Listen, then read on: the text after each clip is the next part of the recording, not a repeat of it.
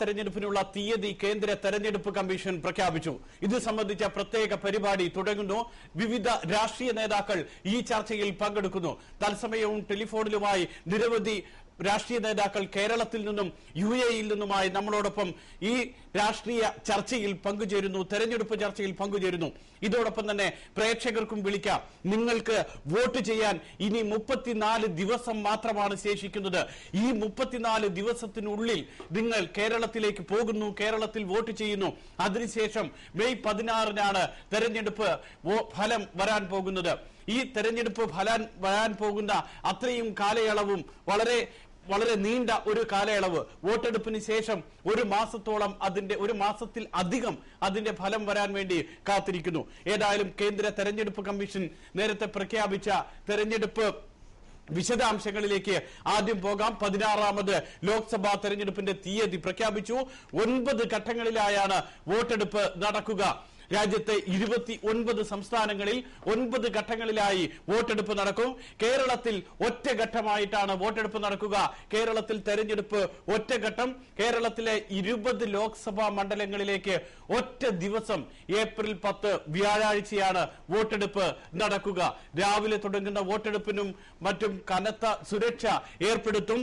അതോടൊപ്പം തന്നെ കേരളത്തിൽ വോട്ടെണ്ണൽ നടക്കുന്നത് ദേശീയ തലത്തിൽ നടക്കുന്ന മെയ് 16-നാണ് വോട്ടെണ്ണൽ നടക്കുക. ആദ്യഘട്ട വോട്ടെടുപ്പ് 9 ഘട്ടങ്ങളിലായി നടക്കുന്ന തെരഞ്ഞെടുപ്പിന്റെ ആദ്യഘട്ട വോട്ടെടുപ്പ് ഏപ്രിൽ 7-ന് നടക്കും. ഏപ്രിൽ 7-നാണ് ആദ്യഘട്ട വോട്ടെടുപ്പ് നടക്കുക. ആദ്യഘട്ട വോട്ടെടുപ്പ് ഏപ്രിൽ 7-ന് നടക്കുമ്പോൾ 2 സംസ്ഥാനങ്ങളിലാണ് ആദ്യഘട്ടത്തിൽ വോട്ടെടുപ്പ്. 2 സംസ്ഥാനങ്ങളിലെ 6 സീറ്റുകളിലേക്കാണ് ഏപ്രിൽ 7-ന് വോട്ടെടുപ്പ് നടക്കുക.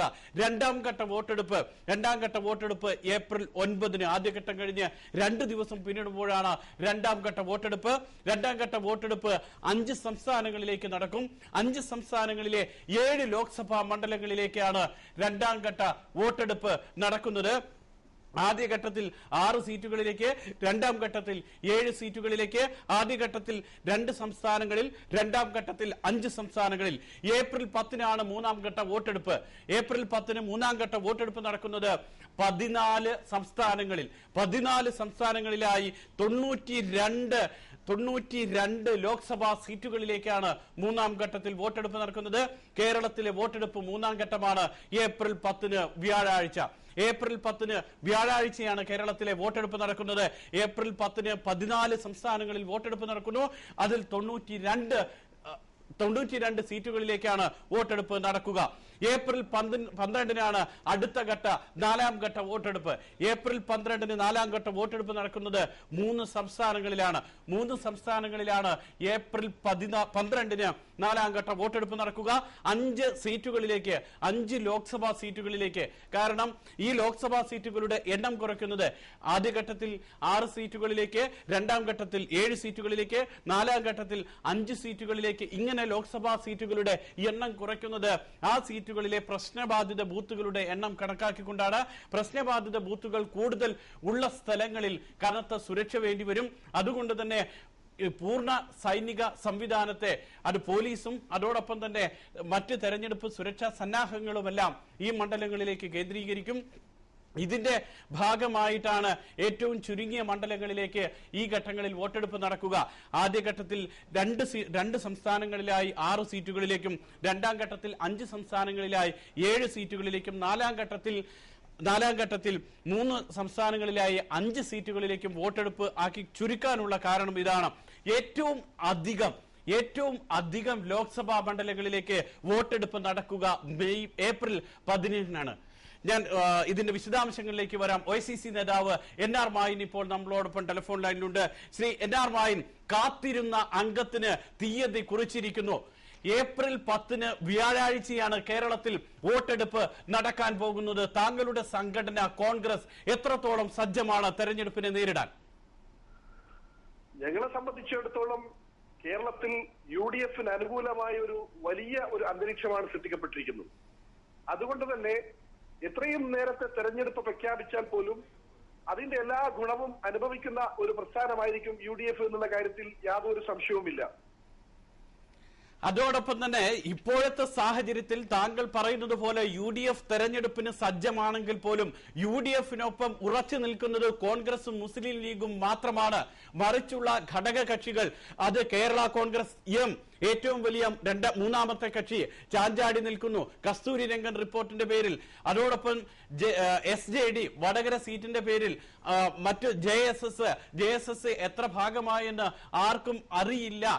ഇങ്ങനെ UDF-ലെ ഓരോ കക്ഷികളും ആദ്യത്തെ കോൺഗ്രസും ലീഗും ഒഴികെയുള്ള കക്ഷികൾ എടുത്തു കഴിഞ്ഞാൽ ചാഞ്ചാടി നിൽക്കുന്ന ഒരു സാഹചര്യത്തിലാണ് നിങ്ങൾ ലോക്സഭാ തെരഞ്ഞെടുപ്പിനെ നേരിടാൻ പോകുന്നത്. ആശങ്കയില്ലേ കോൺഗ്രസിന്? ഇല്ല, ഇതൊക്കെ UDF-ന്റെ അകത്തുള്ള സീറ്റ് ചർച്ചകളൊക്കെ തന്നെ 2-3 ദിവസത്തിന്റെ ഉള്ളിൽ പൂർത്തിയാകുമെന്നുള്ളതിൽ വലിയ ശുഭാപ്തി വിശ്വാസമാണുള്ളത്. കാരണം ഇത് പാർട്ടിക്കകത്തൊരു വലിയ ജനാധിപത്യ പ്രസ്ഥാനമാണ്. ഈ പ്രസ്ഥാനത്തിന്റെ അകത്ത് ഇങ്ങനെയുള്ള ചർച്ചകൾ മുൻപേ ഉണ്ടാവാറുണ്ട്. പക്ഷേ ഈ ചർച്ചകൾ കഴിഞ്ഞാൽ പാർട്ടി വളരെ ശക്തിപ്പെട്ടുകൊണ്ട് മുന്നോട്ട് പോകുന്ന ഒരു ചരിത്രമാണ് കാണാൻ സാധിക്കുന്നത്. ബഹുമാനപ്പെട്ട KPCC പ്രസിഡന്റ് ശ്രീ VM സുധീരന്റെ റിപ്പോർട്ട് തന്നെ കേന്ദ്ര AICC കൊടുത്തത് ഈ തെരഞ്ഞെടുപ്പിൽ ഒരു പാർലമെന്റ് സീറ്റ് കൂടി അധികം ലഭിക്കുമെന്നുള്ള ഉറച്ച വിശ്വാസമാണ്. അപ്പോ നമ്മുടെ പാർട്ടിക്കകത്തുള്ള UDF-ന്റെ അകത്തുള്ള സീറ്റ് വിഭജനം ഒന്നും തന്നെ ഇതിനെ ബാധിക്കുന്നില്ല. പിന്നെ താങ്കൾ പറഞ്ഞ കസ്തൂരി രംഗൻ റിപ്പോർട്ട് എന്ന് അതിന്റെ ഒരു കരട് പ്രമേയം വന്നിട്ടുണ്ട്. വിജ്ഞാപനം 2 ദിവസത്തിന്റെ ഉള്ളിൽ തന്നെ കൊണ്ടുവരാൻ സാധിക്കുമെന്നാണ് ബഹുമാനപ്പെട്ട മുഖ്യമന്ത്രി ശ്രീ ഉമ്മൻചാണ്ടി ഇപ്പോഴും വിശ്വസിക്കുന്നത്. അപ്പോ ഇതുകൊണ്ടൊക്കെ തന്നെ കേരളത്തിലെ UDF-ന് ഒരു കോട്ടവും സംഭവിക്കുന്നില്ല. ഈ 2-3 ദിവസത്തിന് ശേഷം ഏറ്റവും ശക്തമായ ഒരു ജനാധിപത്യ പ്രസ്ഥാനമായി UDF മുന്നോട്ട് പോകുമെന്നുള്ള കാര്യത്തിൽ യാതൊരു സംശയവുമില്ല. ശരി, ശുഭപ്രതീക്ഷ നല്ലത് തന്നെ. ഇപ്പോൾ 16 സീറ്റുകളാണ് കേരളത്തിൽ UDF-നുള്ളത്. LDF-ന് 4 സീറ്റുകളും. താങ്കൾ പറഞ്ഞതുപോലെ തന്നെ VM സുധീരൻ പുതിയ KPCC അധ്യക്ഷൻ ഒരു സീറ്റ് കൂടി ലഭിക്കുമെന്ന് കേന്ദ്രത്തെ അറിയിക്കുമ്പോൾ ചുരുങ്ങിയത് 17 സീറ്റെങ്കിലും UDF-ന് ഉണ്ടാകുമെന്നാണ് താങ്കൾ പറയുന്നത്. പക്ഷേ ഓരോ മണ്ഡലങ്ങളും താങ്കൾ എടുത്തു നോക്കൂ. കണ്ണൂർ എത്ര സാധ്യതയുണ്ട് ഇപ്പോഴത്തെ സാഹചര്യത്തിൽ? അതോടൊപ്പം തന്നെ ഓരോ മണ്ഡലങ്ങളും എടുത്തു നോക്കിയാൽ ഏത് മേഖലയിലാണ് UDF-നെ സംബന്ധിച്ചിടത്തോളം ഇത്രയധികം പ്രതീക്ഷ നൽകുന്നത്? കാരണം കേരളത്തിന്റെ അകത്ത് CPM-നോടുള്ള വിരോധം, അത് പ്രത്യേകിച്ച് TP മതത്തിന് ശേഷം കാബാലിക കൊലപാതക രാഷ്ട്രീയത്തിനെതിരായിട്ടുള്ള വലിയ വിരോധം കേരളത്തിൽ എങ്ങോളം ഇങ്ങോളം, ഷുക്കൂർ വധക്കേസായാലും ഫസൽ വധക്കേസായാലും അങ്ങനെ രാഷ്ട്രീയ നേതാക്കന്മാരെ അല്ലെങ്കിൽ രാഷ്ട്രീയ പ്രവർത്തകന്മാരെ പൂർണ്ണമായും ഉന്മൂലനം ചെയ്യുന്ന ഒരു രാഷ്ട്രീയ നിലപാടിനെതിരായുള്ള ഒരു വിധിയെഴുത്താണ് കേരളം ആഗ്രഹിക്കുന്നത്. അതുപോലെ തന്നെ വികസന പ്രവർത്തനങ്ങളിൽ UDF കാഴ്ചവെച്ചിരിക്കുന്ന വലിയൊരു മുന്നേറ്റമുണ്ടല്ലോ, അതിന് അനുകൂലമായ ഒരു തെരഞ്ഞെടുപ്പായിരിക്കും ഈ തെരഞ്ഞെടുപ്പ്. അപ്പോ അതൊക്കെ കൊണ്ട് തന്നെ ഞങ്ങൾക്ക് പൂർണ്ണമായ പ്രതീക്ഷയാണ്. ഞങ്ങളുടെ നടത്തിയ സർവേയിലൊക്കെ തന്നെ ഞങ്ങൾക്ക് വലിയൊരു മെജോറിറ്റി കേരളത്തിൽ ലഭിക്കുമെന്നുള്ള പ്രതീക്ഷയുണ്ട്. ഏതായാലും ഒറ്റഘട്ടമായാണ് കേരളത്തിൽ തെരഞ്ഞെടുപ്പ് നടക്കാൻ പോകുന്നത് എന്ന് പറയുമ്പോൾ കേരളം കുറെ കൂടി ആഭ്യന്തര സുരക്ഷയുടെ കാര്യത്തിൽ തെരഞ്ഞെടുപ്പ് കമ്മീഷൻ പൂർണ്ണ തൃപ്തി പ്രകടിപ്പിച്ചു എന്നല്ല ഇതിൽ നിന്ന് വ്യക്തമാവുന്നത്? യാതൊരു സംശയവുമില്ല. ഏപ്രിൽ 10-ന് ഒറ്റഘട്ടമായാണ് കേരളത്തിൽ തെരഞ്ഞെടുപ്പ് നടക്കുന്നത്. അപ്പൊ അതുകൊണ്ട് കേരളത്തിലെ തെരഞ്ഞെടുപ്പിനെ ഞങ്ങള് സന്തോഷത്തോടുകൂടിയാണ്, എത്രയും പെട്ടെന്ന് നടക്കുന്ന തെരഞ്ഞെടുപ്പിനെ സന്തോഷത്തോടുകൂടിയാണ് സ്വീകരിക്കുന്നത്. ഏതായാലും വളരെ സന്തോഷം. ശ്രീ NR മായിനാണ് OICC നേതാവ്. NR മായിനാണ് കേരളത്തിൽ ഒറ്റഘട്ടമായി തെരഞ്ഞെടുപ്പ് നടക്കുന്നു, അതിൽ UDF-ന്റെ പ്രതീക്ഷ പങ്കുവച്ചത്. പ്രേക്ഷകർക്കും വിളിച്ച് നിങ്ങളുടെ അഭിപ്രായം, നിങ്ങളുടെ മണ്ഡലം, നിങ്ങളുടെ സംസ്ഥാനം, നിങ്ങളുടെ രാജ്യം പുതിയ അംഗത്തിന് ഇറങ്ങുകയാണ്. ലോക്സഭാ തെരഞ്ഞെടുപ്പ്, 16ാമത് ലോക്സഭാ തെരഞ്ഞെടുപ്പ് 9 ഘട്ടങ്ങളിലായി നടക്കുന്നു. നിങ്ങളുടെ അഭിപ്രായം നിങ്ങൾക്കും പങ്കുവെക്കാം. ഇപ്പോൾ വിളിച്ച് നിങ്ങളുടെ അഭിപ്രായം അറിയിക്കാം. ഞാൻ നേരത്തെ പറഞ്ഞു വന്ന ഏറ്റവും കൂടുതൽ മണ്ഡലങ്ങളിലേക്ക്, ലോക്സഭാ മണ്ഡലങ്ങളിലേക്ക് തെരഞ്ഞെടുപ്പ് നടക്കുന്നത് ഏപ്രിൽ 17-നാണ്. ഏപ്രിൽ 17-ന് ഏറ്റവും കൂടുതൽ മണ്ഡലങ്ങളിലേക്ക് വോട്ടെടുപ്പ് നടക്കുമ്പോൾ 13 സംസ്ഥാനങ്ങളിലായി 122 മണ്ഡലങ്ങളിലേക്കാണ് ഏപ്രിൽ 17-ന് വോട്ടെടുപ്പ് നടക്കുന്നത്. ഏപ്രിൽ 17-നാണ് ഏറ്റവും അധികം മണ്ഡലങ്ങളിലേക്ക് വോട്ടെടുപ്പ് നടക്കുന്നത്. ഏറ്റവും അധികം സംസ്ഥാനങ്ങളിൽ വോട്ടെടുപ്പ് നടക്കുന്നതും ഏപ്രിൽ 17-ന് തന്നെ. 13 സംസ്ഥാനങ്ങളിലായി 122 മണ്ഡലങ്ങളിലേക്കാണ് വോട്ടെടുപ്പ് നടക്കുന്നത്. ഏപ്രിൽ 24-നാണ് അടുത്ത തീയതി. ഏപ്രിൽ 24-ന് 12 സംസ്ഥാനങ്ങളിലായി 117 സീറ്റുകളിലേക്ക് 117 ലോക്സഭാ സീറ്റുകളിലേക്ക് വോട്ടെടുപ്പ് നടക്കുന്നു. ഏപ്രിൽ 30 ഏപ്രിലെ അവസാന ദിവസം വോട്ടെടുപ്പിന്റെ 9 സംസ്ഥാനങ്ങളിൽ 89 സീറ്റുകളിലേക്ക് 9 സംസ്ഥാനങ്ങളിലായി 89 സീറ്റുകളിലേക്ക് വോട്ടെടുപ്പ് നടക്കും. മെയ് 7-ന് 7 സംസ്ഥാനങ്ങളിൽ 64 സീറ്റുകളിലേക്ക് വോട്ടെടുപ്പ് നടക്കും. ഓവർസീസ് ഫ്രണ്ട്സ് ഓഫ് BJPയുടെ ഭഗീഷ് നമ്മളോടൊപ്പം ടെലിഫോണിൽ ചേരുന്നു. ഭഗീഷ്, ലോക്സഭാ തെരഞ്ഞെടുപ്പിന്റെ തീയതി പ്രഖ്യാപിച്ചിരിക്കുന്നു. 9 ഘട്ടങ്ങളിലായിട്ടാണ് വോട്ടെടുപ്പ് നടക്കുക. ആദ്യഘട്ട വോട്ടെടുപ്പ് നടക്കുന്നു ഏപ്രിൽ 7-ന്. ഏപ്രിൽ 10-നാണ് കേരളത്തിലെ വോട്ടെടുപ്പ്. ഒറ്റഘട്ടമായാണ് കേരളത്തിൽ വോട്ടെടുപ്പ് നടക്കുക. സംസ്ഥാന നേതൃത്വം, BJPയുടെ സംസ്ഥാന നേതൃത്വം തെരഞ്ഞെടുപ്പിനെ നേരിടാൻ എത്രത്തോളം സജ്ജമാണ്? തീർച്ചയായിട്ടും ഈ ഇരു രാഷ്ട്രീയ കക്ഷികളെ സംബന്ധിച്ചിടത്തോളം BJP സ്ഥാനാർത്ഥികളെ പ്രഖ്യാപിക്കുകയും വളരെയേറെ മുന്നേറുകയും ചെയ്തിട്ടുണ്ട്. പ്രത്യേകിച്ച് തിരുവനന്തപുരം, കാസർഗോഡ് മണ്ഡലങ്ങളിൽ, പാർലമെന്റ് മണ്ഡലങ്ങളിൽ BJP ഏകദേശം ഒരു 50% ഗ്രൗണ്ട് വർക്ക് ചെയ്തു കഴിഞ്ഞിട്ടുണ്ട്. അതിൽ ഞങ്ങൾ കോൺഫിഡന്റോട് കൂടിയിട്ടാണ് മുന്നോട്ട് പോകുന്നത്. പിന്നെ ഇന്ത്യയിലെ മൊത്തം സ്ഥിതിയാണ് പറയുന്നതെങ്കിൽ കാശ്മീർ തൊട്ട് കന്യാകുമാരി വരെ, മണിപ്പൂർ തൊട്ട് ഗുജറാത്ത് വരെ ഒരു മോഡി തരംഗമാണ്. ചരിത്രത്തിൽ ആദ്യമായി ലക്ഷക്കണക്കിന് പേര് ഒരേ മീറ്റിങ്ങുകളിലും മോഡിയെ കാണാനും മോഡിയുടെ മന്ത്രം ജപിക്കാനും രാഷ്ട്രത്തിന് വേണ്ടി, ഈ ഭാരതം രക്ഷപ്പെടാൻ വേണ്ടി, ഒരു മുന്നേറ്റത്തിന് വേണ്ടി ജനങ്ങൾ കക്ഷി രാഷ്ട്രീയം എന്ന് മാറ്റി മോഡിയുടെ പിന്നിൽ അണിനിരക്കുന്ന ഒരു കാഴ്ചയാണ് ഇന്ത്യ മുഴുവൻ കാണുന്നത്.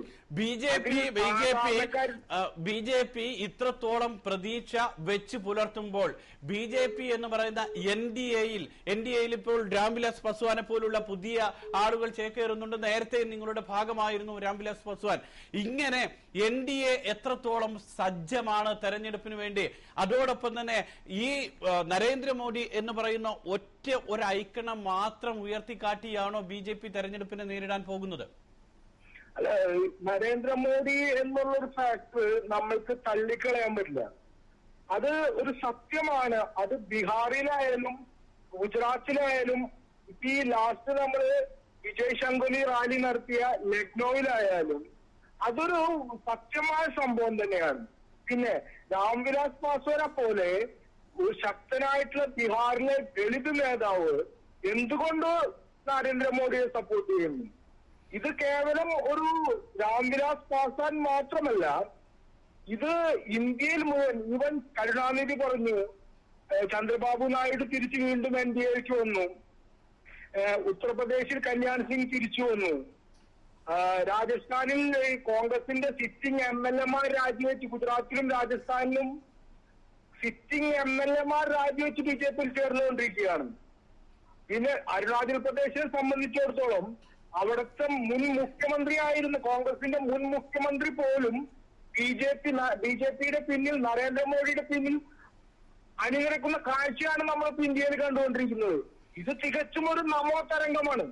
അല്ല, ഇതോടൊപ്പം തന്നെ നമോ തരംഗം ഉണ്ടാകുമ്പോൾ തന്നെ ഭഗീഷ് ഏറ്റവും അധികം ഭീഷണിയാകുന്നത് തിരുവനന്തപുരം ലോക്സഭാ മണ്ഡലത്തിൽ ഇപ്പോൾ ഉയർത്തിക്കാട്ടുന്ന രാജഗോപാൽ, അവിടെ അടക്കം ഭീഷണിയായി BJPക്ക് ഭീഷണിയായി നിലനിൽക്കുന്നത് ഇപ്പോൾ ആം ആദ്മി പാർട്ടിയാണ്. കോൺഗ്രസ് സീറ്റ് കുറയും എന്ന് പറയുമ്പോൾ പോലും, അല്ലെങ്കിൽ UPAക്ക് സീറ്റ് കുറയും എന്ന് പറയുമ്പോൾ പോലും BJPയുടെ വോട്ടിൽ വിള്ളലുണ്ടാക്കാൻ ആം ആദ്മി പാർട്ടിക്ക് കഴിയില്ലേ?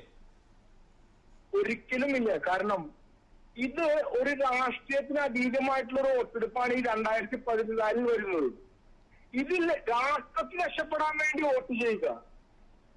ഇതിൽ APPയോ കോൺഗ്രസോ BJPയോ അല്ല.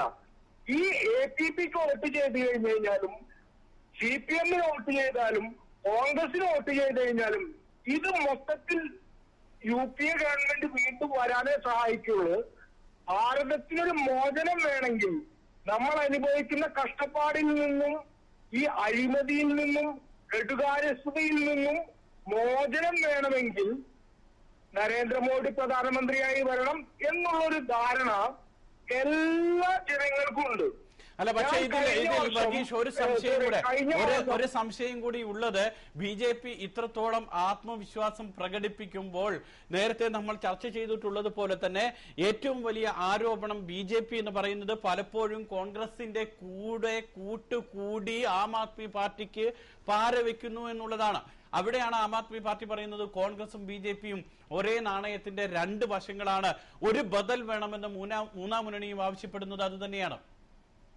സുരേഷ്, എനിക്ക് തമാശയായിട്ട് തോന്നുന്നത്, കോൺഗ്രസിനെ എതിർത്തുകൊണ്ട്, കോൺഗ്രസിന്റെ അഴിമതി തുറന്നു കാണിച്ചുകൊണ്ട് അധികാരത്തിൽ വന്ന APP കോൺഗ്രസിന്റെ പിന്തുണയോടുകൂടിയാണ് ഡൽഹി ഭരിച്ചത്.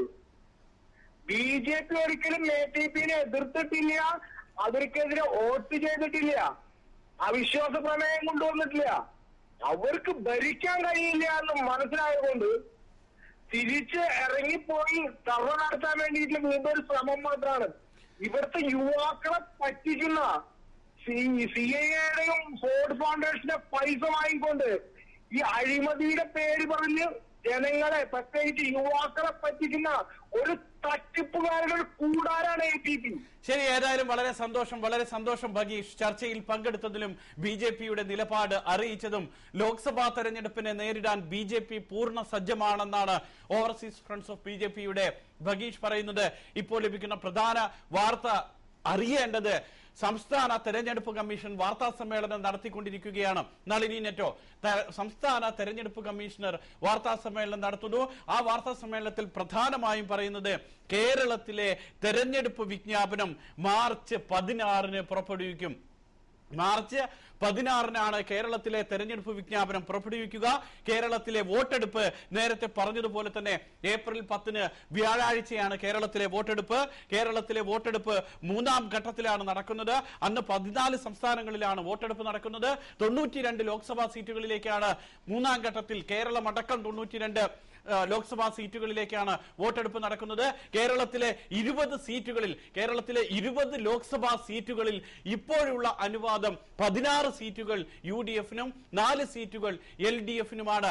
LDFന്റെ അംഗങ്ങൾ കാസർഗോഡ് P കരുണാകരൻ, പാലക്കാട് MP രാജേഷ്, അതോടൊപ്പം തന്നെ ആലത്തൂരിൽ PK ബിജു, ആറ്റിങ്ങൽ സമ്പത്ത്, ഇവരാണ് ഇപ്പോൾ ലോക്സഭയിൽ ഇടതുപക്ഷത്തിന്റെ പ്രതിനിധികളായി 4 സീറ്റുകളിൽ ഉള്ളത്. മറ്റ് സീറ്റുകളിലെല്ലാം തന്നെ UDFന്റെ പ്രതിനിധികളാണ് 16 സീറ്റുകളിലും ഉള്ളത്. KPCC അധ്യക്ഷനായി ചുമതലയേറ്റ VM സുധീരൻ നേരത്തെ പറഞ്ഞത് 16 സീറ്റുകൾ നിലവിലുള്ളതിൽ ഒരു സീറ്റെങ്കിലും UDF ഇക്കുറി നേടും എന്നുള്ളതായിരുന്നു. ഏതായാലും അതിന്റെ രാഷ്ട്രീയ വിശദാംശങ്ങളിലേക്ക് പോകാം. മറിച്ച് ഇപ്പോൾ നിലവിലുള്ള വാർത്തയുടെ വിശദാംശങ്ങൾ തന്നെ. 9 ഘട്ടങ്ങളിലായാണ് വോട്ടെടുപ്പ് നടക്കുക. രാജ്യത്ത് 9 ഘട്ടങ്ങളിലായി വോട്ടെടുപ്പ് നടക്കും. ആദ്യഘട്ട വോട്ടെടുപ്പ് ഏപ്രിൽ 7 അവസാന ഘട്ട വോട്ടെടുപ്പ് മെയ് 12. അവസാന ഘട്ടത്തിലും ആദ്യഘട്ടത്തിലും 2 സംസ്ഥാനങ്ങളിലാണ് വോട്ടെടുപ്പ് നടക്കുന്നത്. ആദ്യഘട്ടത്തിൽ 2 സംസ്ഥാനങ്ങളിലായി 6 ലോക്സഭാ സീറ്റുകളിലേക്ക്, അവസാന ഘട്ടത്തിൽ 2 സംസ്ഥാനങ്ങളിലായി 41 ലോക്സഭാ സീറ്റുകളിലേക്ക് വോട്ടെടുപ്പ് നടക്കും. ഈ ലോക്സഭാ സീറ്റ് തെരഞ്ഞെടുപ്പിനെ സംബന്ധിച്ചിടത്തോളം കേന്ദ്ര തെരഞ്ഞെടുപ്പ് കമ്മീഷൻ എടുത്തു പറയുന്ന പ്രധാന പ്രത്യേകത എന്ന് പറയുന്നത് ഫോട്ടോ പതിച്ച വോട്ടേഴ്സ് സ്ലിപ്പ് നൽകും എന്നുള്ളതാണ്. ഫോട്ടോ പതിച്ച വോട്ടേഴ്സ് സ്ലിപ്പ് വോട്ടർമാർക്ക് നൽകും. ഒരാഴ്ച മുൻപ് തന്നെ ഇത് വിതരണം ചെയ്യാനുള്ള സംവിധാനം ഉണ്ടാകും. അതോടൊപ്പം 98% കേന്ദ്രങ്ങളിലും പോളിംഗ് ബൂത്തുകളിലും ഇലക്ട്രോണിക്സ് വോട്ടിംഗ് സംവിധാനം ഏർപ്പെടുത്തുമെന്നാണ് കേന്ദ്ര തെരഞ്ഞെടുപ്പ് കമ്മീഷൻ അറിയിച്ചിട്ടുള്ളത്. ഇതോടൊപ്പം തന്നെ വോട്ടെണ്ണൽ നടക്കുന്നത് മെയ് 16 ഒറ്റ ദിവസമാണ് വോട്ടെണ്ണൽ ഉണ്ടാകുന്നത്. മെയ് 16 വോട്ടെണ്ണൽ നടക്കുന്നത്. മാതൃകാ പെരുമാറ്റ ചട്ടം നിലവിൽ വന്നിരിക്കുന്നു. രാജ്യത്ത് ലോക്സഭാ തെരഞ്ഞെടുപ്പ് തീയതി പ്രഖ്യാപിച്ചതോടുകൂടി മാതൃകാ പെരുമാറ്റ ചട്ടം നിലവിൽ വന്നിരിക്കുന്നു. നമ്മളോടൊപ്പം ഇപ്പോൾ ഒരു പ്രേക്ഷകൻ ലൈനിലുണ്ട്. ഹലോ, കേൾക്കാമോ? ലോക്സഭാ തെരഞ്ഞെടുപ്പ് തീയതി പ്രഖ്യാപിച്ചിരിക്കുന്നു. കേരളത്തിൽ ഒറ്റഘട്ടമായാണ് വോട്ടെടുപ്പ്. ഏപ്രിൽ 10 വ്യാഴാഴ്ചയാണ് വോട്ടെടുപ്പ്. താങ്കളുടെ പ്രതികരണം? അല്ല, ഇത് ഇലക്ഷൻ പ്രഖ്യാപിച്ചത് പക്ഷെ കസ്തൂരി രംഗനിലും മറ്റുമൊക്കെയായി പല പ്രശ്നങ്ങൾ കേരളത്തിൽ ഇപ്പോൾ ഉടലെടുത്തിട്ടുണ്ട്. ഇപ്പൊ PC ജോർജ് പറഞ്ഞു രാജിവെക്കും, അങ്ങനെയുള്ള അഭ്യൂഹങ്ങളൊക്കെ നിലനിൽക്കുകയാണ്. അപ്പൊ പെട്ടെന്നുള്ള ഒരു ഇലക്ഷൻ പ്രഖ്യാപനം കേരളത്തിന്റെ ഭരണത്തെ ഏത് രീതിയിൽ ബാധിക്കുമെന്നുള്ളതാണ് ഇപ്പോൾ എല്ലാവരും വിട്ടുപോയിക്കൊണ്ടിരിക്കുന്നതാണ് എനിക്ക് തോന്നുന്നത്. താങ്കൾ പറയുന്നത് പോലെ തന്നെ കേരളത്തിന്റെ ഭരണത്തെ എങ്ങനെ ഉറ്റുനോക്കുന്നു, അതോടൊപ്പം തന്നെ UDF-ന് എത്രത്തോളം ഇപ്പൊ നേരത്തെ KPCC അധ്യക്ഷൻ VM സുധീരൻ പറഞ്ഞത് ഒരു സീറ്റെങ്കിലും കൂടുതൽ കിട്ടുമെന്നൊക്കെയാണ്. അങ്ങനെ UDF-ന് അനുകൂലമായാണോ അതോ LDF-ന് അനുകൂലമായാണോ കേരളത്തിലെ രാഷ്ട്രീയ സാഹചര്യം താങ്കളുടെ ഒരു കാഴ്ചപ്പാടിൽ? ഇല്ല, ഇത് ഇപ്പൊ നമുക്ക് ഈ അവസരത്തിൽ ഒന്നും പറയാൻ പറ്റാത്തൊരു സ്റ്റേജിലാണ് ഉള്ളത്. കാരണം ഈ കസ്തൂരിരംഗനിടയിൽ കയറി വന്നതുകൊണ്ട് തന്നെ UDF-ന്റെ സാധ്യതകൾക്ക് അല്പം അങ്ങനേറ്റിട്ടുണ്ട് എന്ന് വേണം തോന്നാൻ വേണ്ടി. ഏതായാലും താങ്കൾക്ക് അങ്ങനെ തോന്നുന്നു. അതോടൊപ്പം തന്നെ നമുക്ക് അഭിമാനിക്കാവുന്ന മറ്റൊരു കാര്യം, സംസ്ഥാനത്ത് ഒറ്റഘട്ടമായാണ് വോട്ടെടുപ്പ് നടക്കുന്നത് എന്ന് പറഞ്ഞാൽ നമ്മുടെ സംസ്ഥാനത്തിന്റെ ആഭ്യന്തര സുരക്ഷ, പോലീസ് സുരക്ഷ, അങ്ങനെയുള്ള കാര്യങ്ങളിലൊക്കെ തെരഞ്ഞെടുപ്പ് കമ്മീഷൻ പൂർണ്ണ തൃപ്തി പ്രകടിപ്പിച്ചിരിക്കുന്നു.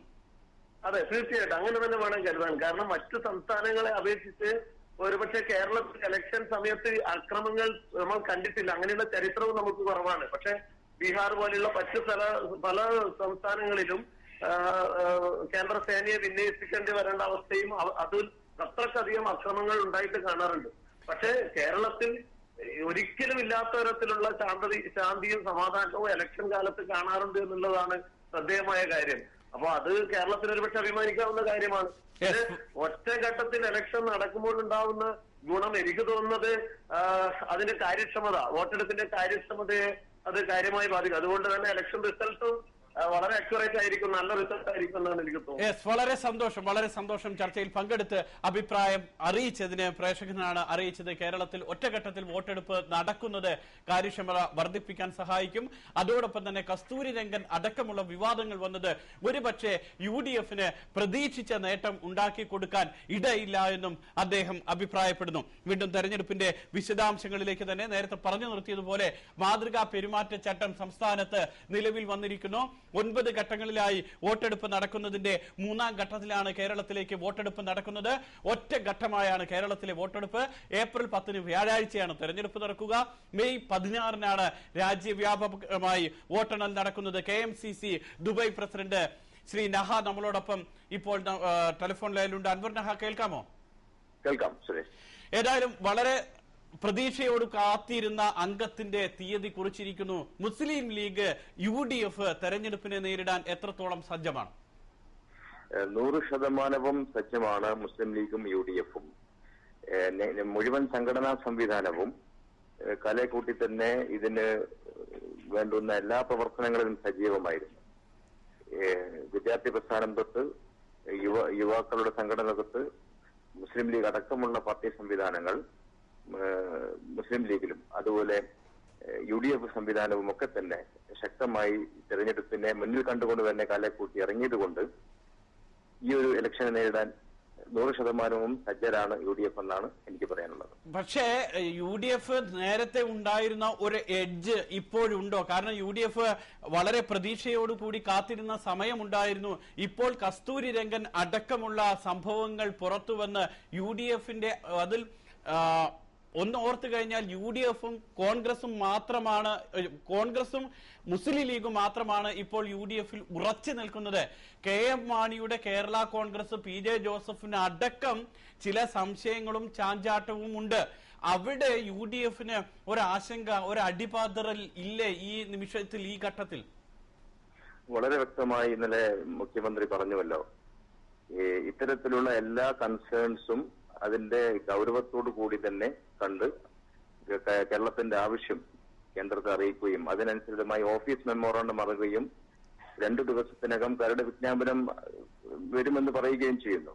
അപ്പൊ തീർച്ചയായും അതിന്റെ മലയോര മേഖലകളിലുള്ളവരുടെ കൺസേൺസ് ഗവൺമെന്റ് കേട്ടു, അതിനനുസരിച്ചിട്ടുള്ള പ്രവർത്തനങ്ങൾ മുഖ്യമന്ത്രി ചെയ്തു എന്ന് തന്നെയാണ് മനസ്സിലാക്കേണ്ടത്. പക്ഷേ ഇപ്പോൾ ശ്രീ നഹ, ഇപ്പോൾ അറിയുന്ന വാർത്ത PC ജോർജ് സർക്കാർ ചീഫ് വിപ്പ് രാജിസന്നദ്ധ, അതായത് ചീഫ് വിപ്പ് സ്ഥാനം രാജിവെക്കാനുള്ള സന്നദ്ധത അറിയിച്ചു. അദ്ദേഹം തന്റെ പാർട്ടി ചെയർമാനെയാണ് ഇക്കാര്യം അറിയിച്ചിരിക്കുന്നത്. എപ്പോൾ വേണമെങ്കിലും ഞാൻ രാജിവെക്കാൻ തയ്യാറാണ് എന്ന്. കസ്തൂരിരംഗൻ റിപ്പോർട്ടിനെ ചൊല്ലി കേരള കോൺഗ്രസ് ML ശക്തമായ അഭിപ്രായ ഭിന്നതയുണ്ട്. മലയോര മേഖലയിൽ പശ്ചിമഘട്ട സംരക്ഷണ സമിതി അടക്കമുള്ള ആളുകൾ, കർഷക സംഘടനകൾ UDF-നെതിരെ തിരിഞ്ഞിരിക്കുന്നു. ഇത് കണ്ടില്ല എന്ന് നടിക്കാൻ കഴിയുമോ? കസ്തൂരിരംഗൻ റിപ്പോർട്ടിന് മേൽ കേരള കോൺഗ്രസ് മാത്രമല്ല മുസ്ലിം ലീഗിനും ശക്തമായ നിലപാടെടുത്ത പാർട്ടിയാണ്. അതുകൊണ്ട് തന്നെയാണ് മുസ്ലിം ലീഗ് അതിന്റെ ഏറ്റവും നല്ല രൂപത്തിൽ ഇതെങ്ങനെ പരിഹരിക്കപ്പെടണം, പരിസ്ഥിതി കാത്തു സംരക്ഷിക്കേണ്ടതുണ്ട്. അതോടൊപ്പം ഇന്നലെ മുഖ്യമന്ത്രി പറഞ്ഞതുപോലെ ജനങ്ങളെ കൊടിയേൽപ്പിച്ചുകൊണ്ടാവരുത് എന്നുള്ളത് കൊണ്ട് ഇത് രണ്ടും എങ്ങനെയാണ് ഏറ്റവും നന്നായി ചെയ്യാൻ പറ്റുക, ആ ഒരു രൂപത്തിൽ സർക്കാരിനെ അനുകൂലിച്ചുകൊണ്ടാണ് മുസ്ലിം ലീഗ് നിലപാട്. കേരള കോൺഗ്രസും വൈകാതെ തന്നെ അതിലേക്ക് വരും എന്ന് തന്നെയാണ് എന്റെ പ്രതീക്ഷ. ഏതായാലും അവസാനമായി നേരത്തെ പറയുന്നത് പോലെ തന്നെ ഇപ്പോൾ മലപ്പുറത്താണെങ്കിലും പൊന്നാനിയിലാണെങ്കിലും 2 സീറ്റിലും സിറ്റിംഗ് എംപിമാർ തന്നെ ആയിരിക്കും ജനവിധി തേടുക ലീഗിന്റെ. അത് മുസ്ലിം ലീഗാണ് തീരുമാനിക്കേണ്ടത്. ഏതായാലും ലീഗ് അങ്ങനെ ആ ഒരു ധാരണയിലാണ് പോകുന്നത്. മലപ്പുറത്തെ സംബന്ധിച്ചിടത്തോളം അൻവർ നഹ മുസ്ലിം ലീഗിന് ഏതൊക്കെ അനുകൂല സാഹചര്യങ്ങളാണുള്ളത്? മുസ്ലിം ലീഗിനെ സംബന്ധിച്ച് ഭരണത്തിന്റെ നേട്ടങ്ങളും പിന്നെ മതേതരത്വം കാത്തുസൂക്ഷിക്കുന്നതിന് വേണ്ടിയുള്ള വിശാല വീക്ഷണത്തോടു കൂടിയുള്ള കാഴ്ചപ്പാടും തീർച്ചയായും കോൺഗ്രസും ഈ UPA വീണ്ടും കേന്ദ്രത്തിൽ അധികാരത്തിൽ വരണം എന്നുള്ളതാണ്. അതുകൊണ്ട് തന്നെ ഈ തെരഞ്ഞെടുപ്പിൽ മലപ്പുറത്ത് 2 സീറ്റിലും ശക്തമായ വിജയം മുസ്ലിം ലീഗ് ഉണ്ടാകും എന്നുള്ളതിൽ യാതൊരു സംശയമില്ല. ഏതായാലും തെരഞ്ഞെടുപ്പിനെ നേരിടാൻ മുസ്ലിം ലീഗ് പൂർണ്ണ സജ്ജമാണ്. പറഞ്ഞല്ലോ, കാലേക്കൂട്ടി തന്നെ മുസ്ലിം ലീഗ് ഈ ഒരു സാഹചര്യം മുന്നിൽ കണ്ടുകൊണ്ട് അടിത്തട്ടിൽ തന്നെയുള്ള പ്രവർത്തനങ്ങളിലൂടെ ഇന്ന് അത് മേലെ എത്തിയിരിക്കുന്നു. ഈ പ്രഖ്യാപനം അതിന്റെ ഒരു ഇനിയുള്ള പ്രവർത്തനങ്ങൾക്ക് വളരെ ഈസിയാകും വിധമാണ് മുസ്ലിം ലീഗ് അതിന്റെ സംഘടനാ സംവിധാനത്തിലൂടെ ഇതുവരെ മുന്നേറിയിരിക്കുന്നത്. വളരെ സന്തോഷം. മുസ്ലിം ലീഗ് ലോക്സഭാ തെരഞ്ഞെടുപ്പിനെ നേരിടാൻ പൂർണ്ണ സജ്ജമാണ് എന്നാണ് KMCC ദുബായ് പ്രസിഡന്റ് അൻവർ നഹ നമ്മളോട് പങ്കുവച്ചത്. മലപ്പുറം, പൊന്നാനി ഈ 2 ലോക്സഭാ സീറ്റുകളാണ് ഇപ്പോൾ മുസ്ലിം ലീഗിന് ഉള്ളത്. മലപ്പുറത്തു നിന്നും അഹമ്മദും പൊന്നാനിയിൽ നിന്നും ET മുഹമ്മദ് ബഷീറും ഈ 2 സ്ഥാനാർത്ഥികൾ തന്നെ ആയിരിക്കും അടുത്ത ലോക്സഭാ തെരഞ്ഞെടുപ്പിലും ജനങ്ങളെ അഭിമുഖീകരിക്കുക എന്നതാണ് ലീഗ് നേതൃത്വം നൽകുന്ന സൂചന. കാരണം മുഹമ്മദ് അസ്രുദ്ദീൻ കഴിഞ്ഞ ദിവസം മലപ്പുറത്ത് വന്ന് പ്രസംഗിച്ചപ്പോൾ വോട്ട് ചോദിച്ചത് ഇവർക്ക് 2 പേർക്കും തന്നെയായിരുന്നു, അഹമ്മദിനും അതോടൊപ്പം തന്നെ ET മുഹമ്മദ് ബഷീറിനും. എന്ന് പറയുമ്പോൾ ഈ 2 ലോക്സഭാ സീറ്റുകളിലും ലീഗിന്റെ സ്ഥാനാർത്ഥികൾ സിറ്റിംഗ് എംപിമാർ തന്നെ ആയിരിക്കുമെന്നാണ് സൂചന. മറ്റൊരു ലോക്സഭാ സീറ്റ് കാസർഗോഡ് ലോക്സഭാ സീറ്റ് മുസ്ലിം ലീഗ് ചോദിക്കുന്നുണ്ട്. പക്ഷേ കോൺഗ്രസ് നൽകാൻ കഴിയില്ല എന്ന നിലപാടാണ് സ്വീകരിച്ചിരിക്കുന്നത്. കാരണം കോൺഗ്രസിന്റെ സീറ്റ് കഴിഞ്ഞ തവണ അവിടെ കാസർഗോഡ് മണ്ഡലത്തിൽ P കരുണാകരനെതിരെ മത്സരിച്ചത് ഷാഹിദ കമാൽ ആയിരുന്നു. ഷാഹിദ കമാൽ വോട്ടർമാരെ സംബന്ധിച്ചിടത്തോളം ഒരു പുതുമുഖമായിരുന്നു. അതിനുശേഷം ഷാഹിദ കമാൽ എന്ന് പറയുന്ന പേര് നമ്മളും കേട്ടിട്ടില്ല. അതുകൊണ്ട് തന്നെ ഷാഹിദ കമാലിനെ പോലെ തീർച്ചയായും അറിയപ്പെടാത്ത ഒരാളെ നിർത്തിയത് കൊണ്ടാണ് കാസർഗോഡ് ലോക്സഭാ സീറ്റ് നഷ്ടമായതെന്നാണ് കോൺഗ്രസിന്റെ വിലയിരുത്തൽ. കാരണം കഴിഞ്ഞ ലോക്സഭാ തെരഞ്ഞെടുപ്പിൽ സംസ്ഥാന വ്യാപകമായി UDF അനുകൂല തരംഗമുണ്ടായപ്പോൾ 16 സീറ്റുകൾ വരെ നേടാവുന്ന രാഷ്ട്രീയ സാഹചര്യമുണ്ടായപ്പോൾ അത് പ്രയോജനപ്പെടുത്താൻ കാസർഗോഡ് മണ്ഡലത്തിൽ കഴിഞ്ഞില്ല എന്നുള്ള വിമർശനമുണ്ടായിരുന്നു. അതുകൊണ്ട് തന്നെയാണ് കാസർഗോഡ് സീറ്റ് ഇത്തവണ വളരെ ശക്തമായി പിടിക്കാൻ കോൺഗ്രസ് ആലോചിക്കുന്നത്. അതുകൊണ്ട് തന്നെ കാസർഗോഡ് സീറ്റ് വിട്ടു കിട്ടണമെന്ന മുസ്ലിം ലീഗിന്റെ ആവശ്യം അംഗീകരിക്കാൻ കഴിയില്ല എന്നുള്ളതാണ് കോൺഗ്രസിന്റെ നിലപാട്. നമ്മളോടൊപ്പം ഇപ്പോൾ ഇടതുപക്ഷ പ്രവർത്തകൻ അനിൽ പള്ളൂർ ലൈനിലുണ്ട്. ശ്രീ അനിൽ, കേൾക്കാമോ? പറയൂ. ലോക്സഭാ തെരഞ്ഞെടുപ്പ് ഒറ്റഘട്ടമായി പ്രഖ്യാപിച്ചിരിക്കുന്നു. ഏപ്രിൽ 10 വ്യാഴാഴ്ചയാണ് കേരളത്തിലെ വോട്ടെടുപ്പ്. ഇടതുപക്ഷത്തിന് എത്രത്തോളം പ്രതീക്ഷ നൽകുന്നുണ്ട് ഈ തെരഞ്ഞെടുപ്പ്? ഇടതുപക്ഷത്തിന് തീർച്ചയായും അനുകൂലമായ കാലാവസ്ഥയാണ് കേരളത്തിനെ സംബന്ധിച്ചിടത്തോളം ഉള്ളത്. കേരളത്തിനെ സംബന്ധിച്ചിടത്തോളം പൊതുവിൽ മൊത്തത്തിൽ ഇന്ത്യ ആകെ പരിശോധിച്ചു കഴിഞ്ഞാൽ അഴിമതിക്കും വർഗീയതക്കും എതിരായിട്ടുള്ള ഒരു പൊതുവികാരമുണ്ട്. അത് 3ാം മുന്നണിക്ക് വോട്ടായി മാറും എന്നുള്ള ഒരു ശുഭപ്രതീക്ഷയിൽ തന്നെയാണ് ഇടതുപക്ഷവും സഖ്യകക്ഷികളും മുന്നോട്ട് പോയിക്കൊണ്ടിരിക്കുന്നത്. ഞാൻ ദേശീയ തലത്തിലേക്ക് പോകുന്നതിന് മുൻപ് വീണ്ടും അനിൽ, കേരളത്തിലേക്ക് വന്നാൽ കേരളത്തിലെ മണ്ഡലങ്ങൾ ഇപ്പോൾ 4 ലോക്സഭാ സീറ്റുകൾ മാത്രമാണ് നിങ്ങളുടെ കയ്യിലുള്ളത്. കാസർഗോഡ്, പാലക്കാട്, ആലത്തൂര്, ആറ്റിങ്ങൽ. ഇത് കഴിഞ്ഞാൽ 16 ലോക്സഭാ മണ്ഡലങ്ങളും ഇപ്പോൾ UDFന്റെ കയ്യിലാണ്. KPCC അധ്യക്ഷൻ പറയുന്നു 1 സീറ്റെങ്കിലും ഞങ്ങൾ കൂടുതൽ വാങ്ങും എന്ന് പറയുമ്പോൾ ചുരുങ്ങിയത് 17 ആകുമെന്ന്. സത്യമാകുമോ? നടക്കുമോ? KPCC അധ്യക്ഷന്റെ സ്വപ്നമൊന്നും പ്രാവർത്തികമാകുന്നു. അതൊരു തെരഞ്ഞെടുപ്പ് ഗിമ്മിക്കായിട്ട് മാത്രം പ്രസ്താവന കണ്ടാൻ പറ്റേ. പക്ഷേ ഈ ഭരണത്തിന്റെ ദുരിതം അനുഭവിക്കുന്ന കേരള ജനത തീർച്ചയായും ഇതിപ്പം കഴിഞ്ഞ ഇലക്ഷന്റെ പ്രത്യേക പരിസ്ഥിതിയിൽ അന്ന് കോൺഗ്രസിന് കുറച്ച് വോട്ട് കിട്ടിയിരുന്നു എന്നുള്ളത് സത്യമാണെങ്കിലും പക്ഷേ ഇന്ന് അന്തരീക്ഷം മൊത്തത്തിൽ മാറിയിരിക്കുകയാണ്. ആ കഴിഞ്ഞ പരിസ്ഥിതിയുടെ അളവ് വെച്ചുകൊണ്ട് സീറ്റ് കൂടുതൽ കിട്ടുമെന്നുള്ള പ്രസ്താവന ഒരു മലപ്പൊടിക്കാരന്റെ സ്വപ്നമായി മാത്രം അവശേഷിക്കും.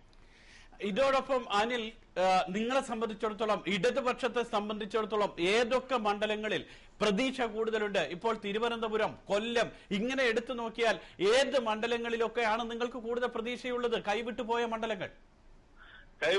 മണ്ഡലങ്ങൾ വടകരയായാലും കണ്ണൂരായാലും ഇതൊക്കെ നമ്മൾ തിരിച്ചു പിടിക്കാൻ ഉറപ്പിച്ച സീറ്റുകളാണ്. അതുകൂട്ടത്തിൽ തന്നെ കൊല്ലം സീറ്റ്, അങ്ങനെ കുറച്ച് ഞാൻ കൃത്യമായി പറയുന്നില്ല, കാരണം ഞാൻ വേറെ ചെറിയൊരു തിരക്കിലായതുകൊണ്ടാണ്. പക്ഷേ കൃത്യമായി പറഞ്ഞാൽ ഒരു 15ഓളം സീറ്റെങ്കിലും ഇടതുപക്ഷ മുന്നണി നേടുമെന്നുള്ള കാര്യം ഉറപ്പാണ്.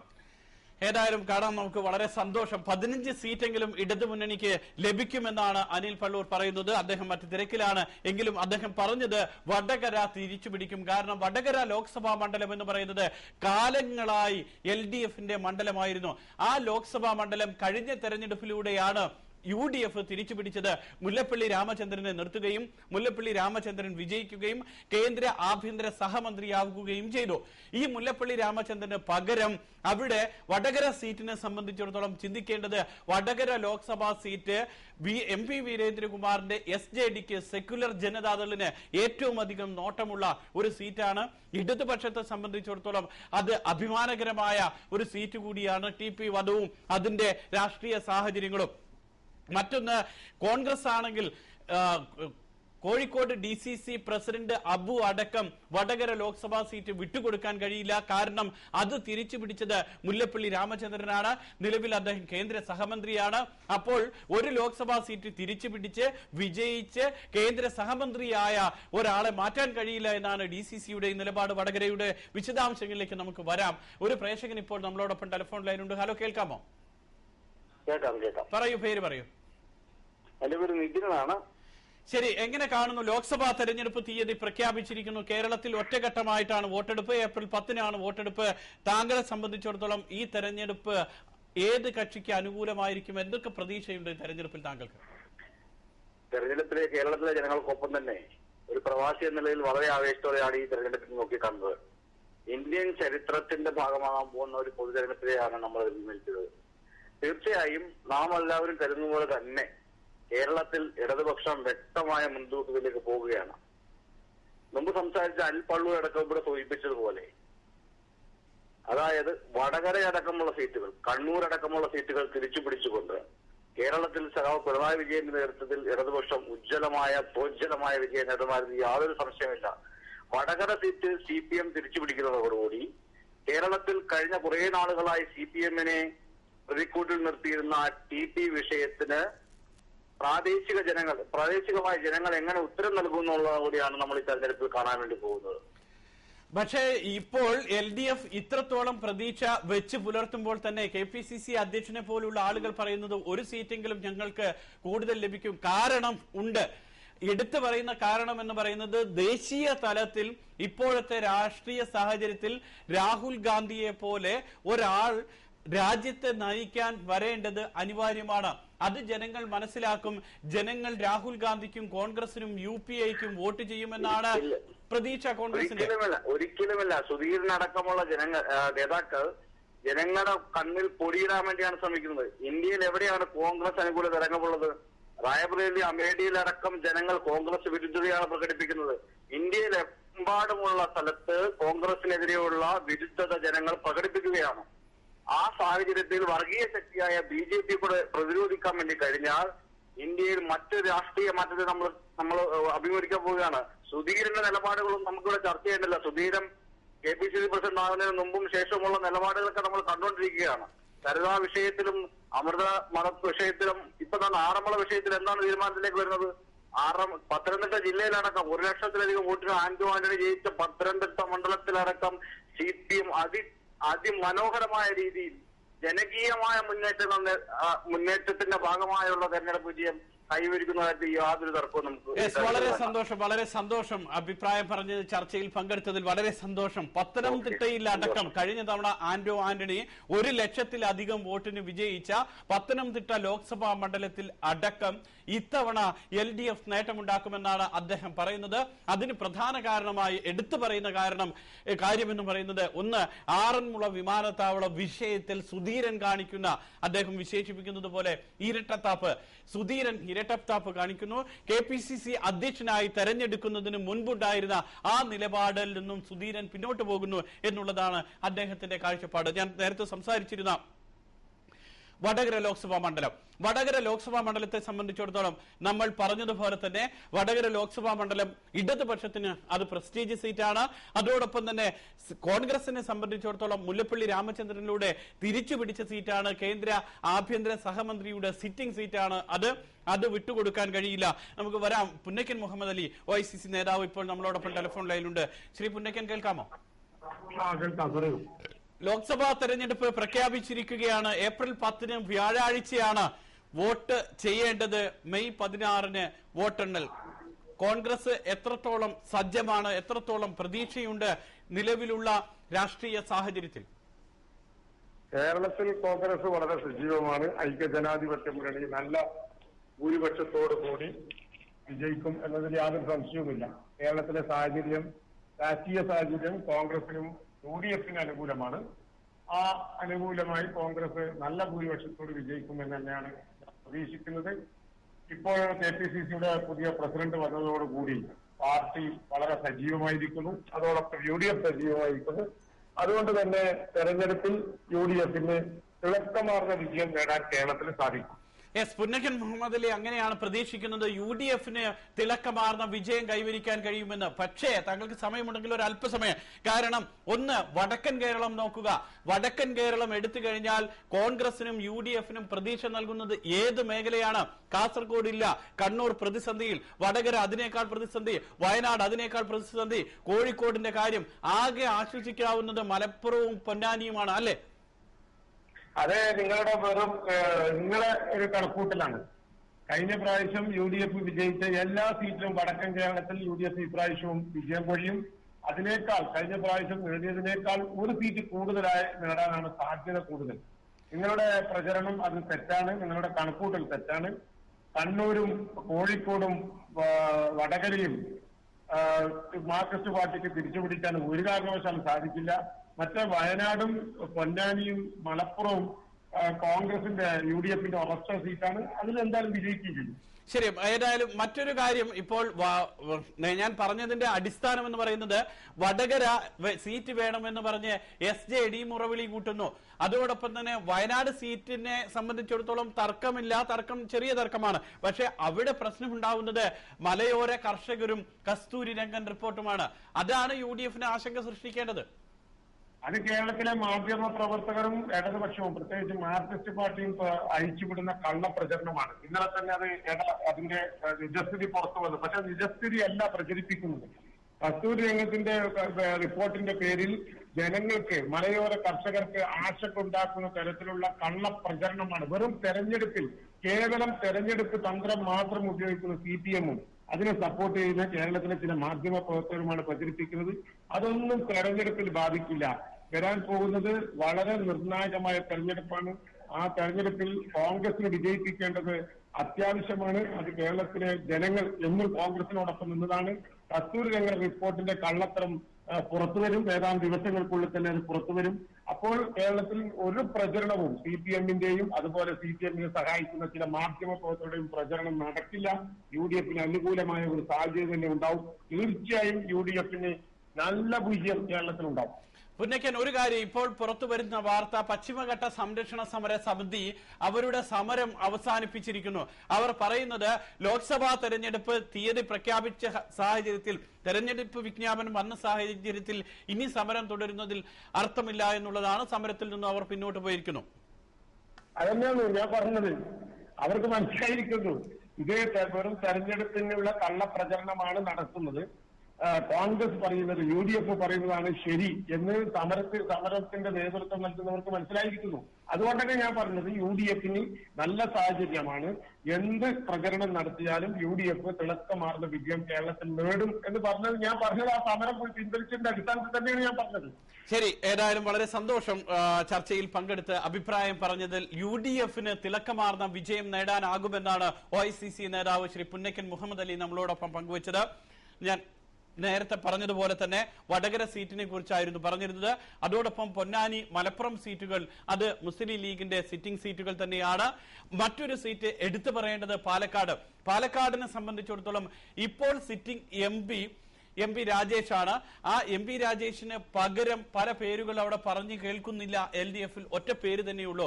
മറിച്ച് UDF ക്യാമ്പുകളിൽ എടുത്തു പറയുന്നത് ഷാഫി പറമ്പിലിനെ പോലുള്ള യുവ നേതൃത്വത്തിൽ വളരെ ശക്തമായ രീതിയിൽ മുന്നിട്ട് നിൽക്കുന്ന MLA MP രാജേഷിന് പകരമായി നിർത്താൻ ഷാഫി പറമ്പിലിനെയാണ് ആലോചിക്കുന്നത് UDF. എറണാകുളത്ത് പറഞ്ഞു കേൾക്കുന്ന പേരുകൾ, LDF ക്യാമ്പുകളിൽ പറഞ്ഞു കേൾക്കുന്ന പേരുകൾ ഒരുപക്ഷെ സെബാസ്റ്റ്യൻ പോളും തോമസ് ഐസക്കുമാണ് ഏറ്റവും അധികം മുന്നിൽ നിൽക്കുന്ന പേരുകൾ. തൃശൂരിൽ ഏറ്റവും അധികം കോൺഗ്രസ് പ്രതിസന്ധിയിലാകുന്നത് PC ചാക്കോയ്ക്കെതിരെ പ്രാദേശിക കോൺഗ്രസിൽ വളരെ ശക്തമായ വികാരം ഉണ്ട് എന്നുള്ളതാണ്. പക്ഷേ കേന്ദ്ര നേതൃത്വത്തെ സംബന്ധിച്ചിടത്തോളം, കോൺഗ്രസിനെ സംബന്ധിച്ചിടത്തോളം AICC വക്താവാണ് അദ്ദേഹം. അതോടൊപ്പം തന്നെ കോൺഗ്രസിന്റെ വലിയ സമിതികളിൽ അംഗമായിട്ടുള്ള ആളുമാണ്. അതുകൊണ്ട് PC ചാക്കോ തൃശൂരിൽ മത്സരിക്കണം എന്ന് പറയുമ്പോൾ ശോഭാ സുരേന്ദ്രൻ അടക്കമുള്ളവരുടെ പേരാണ് തൃശൂരിൽ BJP എടുത്തു പറയുന്നത്. കോൺഗ്രസ് പ്രതിസന്ധി നേരിടുന്ന മറ്റൊരു മണ്ഡലമാണ് ഇടുക്കി ലോക്സഭാ മണ്ഡലത്തിൽ കോൺഗ്രസിന്റെ സിറ്റിംഗ് MP PT തോമസിന് എതിരെ കേരള കോൺഗ്രസ് M വളരെ ശക്തമായ ആരോപണം ഉന്നയിക്കുന്നു. അത് കേരള കോൺഗ്രസ് എമ്മിന്റെ വൈസ് ചെയർമാൻ PC ജോർജ് തന്നെ പറഞ്ഞിട്ടുണ്ട്, PT തോമസ് അവിടെ നിന്നാൽ ജയിക്കാൻ പോകുന്നില്ല എന്ന്. മറിച്ച് മറ്റു മണ്ഡലങ്ങളിലേക്ക് വരാം. തെരഞ്ഞെടുപ്പിന്റെ വിശദാംശങ്ങളിലേക്ക് തന്നെ ഒരിക്കൽ കൂടി ഏപ്രിൽ 10-നാണ് MP രാജേഷ് MP നമ്മളോടൊപ്പം ടെലിഫോൺ ലൈനിലുണ്ട്. ശ്രീ MP രാജേഷ്, കേൾക്കാമോ? കേൾക്കാം. താങ്കൾ ഒരിക്കൽ കൂടി താങ്കളുടെ മണ്ഡലം ലോക്സഭാ തെരഞ്ഞെടുപ്പിനെ നേരിടാൻ പോവുകയാണ്. കേരളത്തെ സംബന്ധിച്ചിടത്തോളം UDF പറയുന്നത് 16 സീറ്റിൽ നിന്ന് ഒരു സീറ്റെങ്കിലും കൂടുതൽ ലഭിക്കുമെന്നാണ്. ആ വാദം നടക്കാൻ പോകുന്നുണ്ടോ? LDFനെ സംബന്ധിച്ചിടത്തോളം ഈ ലോക്സഭാ തെരഞ്ഞെടുപ്പ് എത്രത്തോളം പ്രതീക്ഷ നൽകുന്നു കേരളത്തിൽ? LDF സ്ഥാനാർത്ഥികളെ പാലക്കാട് ഉൾപ്പെടെ തീരുമാനിക്കാൻ പോകുന്നതേയുള്ളൂ. രണ്ടാമത്തെ കാര്യം LDFന്റെ പ്രതീക്ഷയാണ്. LDFനെ സംബന്ധിച്ച് ഏറ്റവും തകർപ്പൻ വിജയമുണ്ടായത് 2004-ലാണ്. അന്ന് 18 സീറ്റാണ് LDF കേരളത്തിൽ വിജയിച്ചത്. അതിനേക്കാൾ അനുകൂലമായ രാഷ്ട്രീയ സാഹചര്യമാണ് ഇന്നുള്ളത്. ഇത് ഞാൻ വെറുതെ പറയുന്നതല്ല. അന്ന് ഭരണവിരുദ്ധ വികാരമായിരുന്നു പ്രധാനമായിട്ടുണ്ടായിരുന്നതെങ്കിൽ ഇന്ന് ഭരണവിരുദ്ധ വികാരം മാത്രമല്ല, അതിനുപരിയായി രണ്ട് പ്രധാനപ്പെട്ട ഘടകങ്ങൾ കൂടിയുണ്ട്. ഒന്ന്, ഭരണമുന്നണിയിലെ അന്തഃഛിദ്രവും തർക്കവും. അതെല്ലാ സീമകളും ലംഘിക്കുന്ന നിലയിൽ എത്തിച്ചേർന്നിരിക്കുന്നു. ഭരണമുന്നണിയിലെ എല്ലാ പാർട്ടികൾക്കും തർക്കമാണ്. അതിന് പുറമെ വിവിധ പാർട്ടികൾ തമ്മിലുള്ള തർക്കം, കേരള കോൺഗ്രസും തമ്മിൽ, കേരള കോൺഗ്രസും മുസ്ലിം ലീഗും ഉൾപ്പെട്ടൊരു തർക്കം നിൽക്കുന്നുണ്ട്.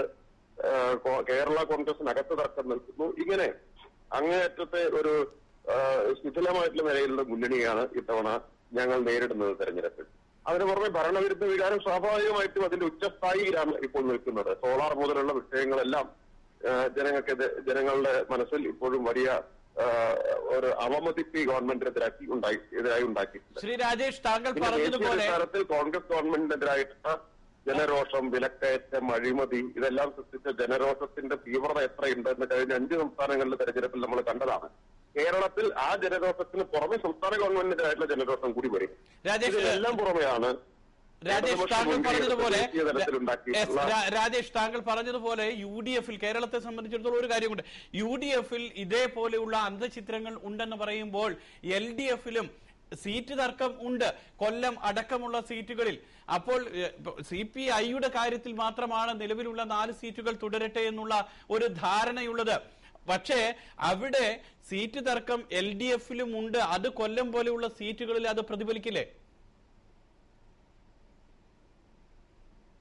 അത്തരത്തിലുള്ള യാതൊരു തർക്കങ്ങളും ഇല്ല എന്ന് മാത്രമല്ല, ചില മാധ്യമങ്ങളെല്ലാം കൂടി UDF തർക്കം പോലെ ഇവിടെ ഉണ്ടെന്ന് പറയാൻ ശ്രമിച്ചിട്ട് പോലും അവർക്കൊരു വിശ്വസനീയമായിട്ടുള്ള കഥ സൃഷ്ടിക്കാൻ കഴിയുന്നില്ല എന്നുള്ളതാണ് സ്ഥിതി. ഇടതുപക്ഷ ജനാധിപത്യ മുന്നണി കഴിഞ്ഞ തെരഞ്ഞെടുപ്പുമായിട്ട് താരതമ്യപ്പെടുത്തി നോക്കുമ്പോൾ ഏകശിലാ വിഗ്രഹം പോലെ, ഒറ്റക്കല്ലിൽ വാർത്തെടുത്തിട്ടുള്ള ഒരു വിഗ്രഹം പോലെ ഒറ്റക്കെട്ടായിട്ടാണ് നിൽക്കുന്നത് എന്ന് നമുക്ക് കാണാൻ കഴിയും. ഈ ഏകശിലാ വിഗ്രഹം പോലെ ദേശീയ തലത്തിൽ നിൽക്കാൻ ഇടതുപക്ഷ അല്ലെങ്കിൽ മൂന്നാം മുന്നണിക്ക് കഴിയുമോ? കാരണം നമ്മൾ അറിയാവുന്നതുപോലെ കേരളത്തിൽ നിന്ന് താങ്കൾ പറയുന്നത് പോലെ എന്തായാലും നിലവിലുള്ളതിനേക്കാൾ സീറ്റ് ലഭിക്കാനുള്ള രാഷ്ട്രീയ സാഹചര്യം ഉണ്ടാകാം. മറിച്ച് പശ്ചിമ ബംഗാളും ത്രിപുരയും എടുത്തു കഴിഞ്ഞാൽ, പശ്ചിമ ബംഗാൾ എടുത്തു കഴിഞ്ഞാൽ അവിടെ മമതാ ബാനർജി ഒരു വലിയ തരംഗമായി വരുമെന്നുള്ളതാണ് രാഷ്ട്രീയ സർവേകൾ കാണിക്കുന്നത്. അതിന്റെ ഭാഗമായിട്ടാണ് പൂർണ്ണമായും ഉള്ള സജ്ജവും സന്നാഹങ്ങളും അവിടെ നടക്കുന്നതെന്ന് പറയും. എന്തായാലും ഇങ്ങനെ പശ്ചിമ ബംഗാളിൽ പോലും CPIM-ന് മികച്ച പ്രകടനം കാഴ്ചവെക്കാൻ കഴിയില്ല എന്ന് പറയുമ്പോൾ മൂന്നാം ബദലിന് ദേശീയ തലത്തിൽ എത്രത്തോളം മുന്നേറ്റം ഉണ്ടാക്കാൻ കഴിയും? സുരേഷ്, ഒരു കാര്യം മനസ്സിലാക്കേണ്ടത്, ഈ മതനിരപേക്ഷ പാർട്ടികളുടെ കൂട്ടായ്മയാണ് ഇന്ന് ഇന്ത്യയിലെ ഏറ്റവും പ്രധാനപ്പെട്ട കൂട്ടായ്മയായി വന്നിട്ടുള്ളത് എന്നതാണ്. ഇന്ത്യയിലെ മൊത്തം പാർലമെന്റ് സീറ്റുകളുടെ 94% 18 സംസ്ഥാനങ്ങളിലാണുള്ളത്. അതിൽ തന്നെ 54% സീറ്റുകൾ 6 സംസ്ഥാനങ്ങളിലാണുള്ളത്. ആ 6 സംസ്ഥാനങ്ങൾ എന്ന് പറഞ്ഞാൽ തമിഴ്നാട്, കർണാടക, അതുപോലെ UP, ബീഹാർ, മഹാരാഷ്ട്ര, ബംഗാൾ, ഈ 6 സംസ്ഥാനങ്ങളാണുള്ളത്. അതിൽ തമിഴ്നാട്ടിലെയും ബീഹാറിലെയും ഭരണകക്ഷികൾ ഈ മതനിരപേക്ഷ കൂട്ടായ്മയുടെ ഭാഗമാണ്. UP-യിലെയും 3 സംസ്ഥാനങ്ങളിലെ ഇന്ത്യയിലെ ഏറ്റവും കൂടുതൽ പാർലമെന്റ് സീറ്റുള്ള UP ഉൾപ്പെടെ 3 സംസ്ഥാനങ്ങളിലെ ഭരണകക്ഷികൾ ഈ മതനിരപേക്ഷ കൂട്ടായ്മയുടെ ഭാഗമാണ് എന്ന് കാണാൻ പറ്റും. അതുപോലെ തന്നെ കർണാടകയിലും മഹാരാഷ്ട്രയിലും ബംഗാളിലും ഇതിൽ BJP-ക്കും കോൺഗ്രസിനും സീറ്റ് കിട്ടാൻ സാധ്യതയുള്ളത് കർണാടകയിലും മഹാരാഷ്ട്രയിലും മാത്രമാണ്. ബംഗാളിൽ ഇടതുപക്ഷവും തൃണമൂലും തമ്മിലുള്ള മത്സരം. ഇടതുപക്ഷത്തിന്റെ സ്ഥിതി കഴിഞ്ഞ തവണത്തേക്കാൾ എന്തുകൊണ്ട് മെച്ചപ്പെടുമെന്ന കാര്യത്തിൽ സംശയമേ വേണ്ട. കഴിഞ്ഞ തവണ വലിയ തിരിച്ചടി ഉണ്ടായിരുന്നത് ശരിയാണ്. അതിനേക്കാൾ മെച്ചപ്പെട്ട നിലയാണെന്ന് എല്ലാവരും ചൂണ്ടിക്കാണിക്കുന്ന കാര്യമാണ്. അപ്പൊ ഇടതുപക്ഷത്തിന്റെ സ്ഥിതി കൂടുതൽ മെച്ചപ്പെടും. കേരളത്തിൽ നന്നായിട്ട് മെച്ചപ്പെടും. അത്രത്തോളം ഇല്ലെങ്കിലും ബംഗാളിലും കഴിഞ്ഞ തവണത്തേക്കാൾ മെച്ചപ്പെടുമെന്ന കാര്യത്തിൽ സംശയമേ വേണ്ട.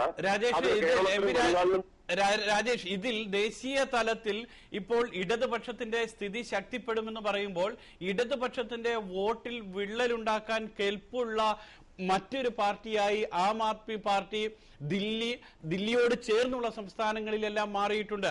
അവിടെ ഏറ്റവും അധികം വോട്ട് ചോർച്ചയുണ്ടാകാൻ സാധ്യത ഇടതുപക്ഷത്തിനല്ലേ? വോട്ടിൽ ഒരു തരത്തിലും ആം ആദ്മി പാർട്ടിക്ക് ഉണ്ടാക്കാനാവില്ല. ഇടതുപക്ഷ ശക്തി കേന്ദ്രങ്ങളായ ബംഗാളിലോ കേരളത്തിലോ ത്രിപുരയിലോ ആം ആദ്മി പാർട്ടി ഒരു ഘടകമേ അല്ല എന്ന് നമുക്ക് എല്ലാവർക്കും അറിയാം. പിന്നെ ആം ആദ്മി പാർട്ടി ചോർത്താൻ പോകുന്ന ഇനി എന്തെങ്കിലും വോട്ട് ചോർത്തുന്നെങ്കിൽ അത് കോൺഗ്രസിന്റെയും BJP-നും വോട്ടാണ് ചോർത്തുന്നത്. അവർക്കെതിരായിട്ടാണല്ലോ ഡൽഹിയിൽ അവർ ഉയർന്നു വന്നത്, ഇടതുപക്ഷത്തിനെതിരായിട്ടല്ല. മറ്റൊരു കാര്യം, ആം ആദ്മി പാർട്ടിയെ കുറിച്ച് തന്നെ ഡൽഹി തെരഞ്ഞെടുപ്പിന്റെ സമയത്തുണ്ടായിരുന്ന ഒരു സ്ഥിതിയാണ് ഇപ്പോൾ ജനങ്ങൾക്കിടയിലുള്ളത് എന്ന് കരുതാനാവില്ല. ഡൽഹി തെരഞ്ഞെടുപ്പിൽ അധികാരം കിട്ടിയിട്ടും അവരത് ഉപേക്ഷിച്ച് പോകേണ്ടി വന്നത്, അവരുടെ ചില വിവാദമായിട്ടുള്ള നിലപാടുകൾ, ഇതെല്ലാം ആം ആദ്മി പാർട്ടിയെ സംബന്ധിച്ച് നേരത്തെ ഉണ്ടായിരുന്ന പ്രതീക്ഷകൾക്ക് മങ്ങലേൽപ്പിച്ചിട്ടുണ്ട് എന്നുള്ളതൊരു വസ്തുതയാണ്.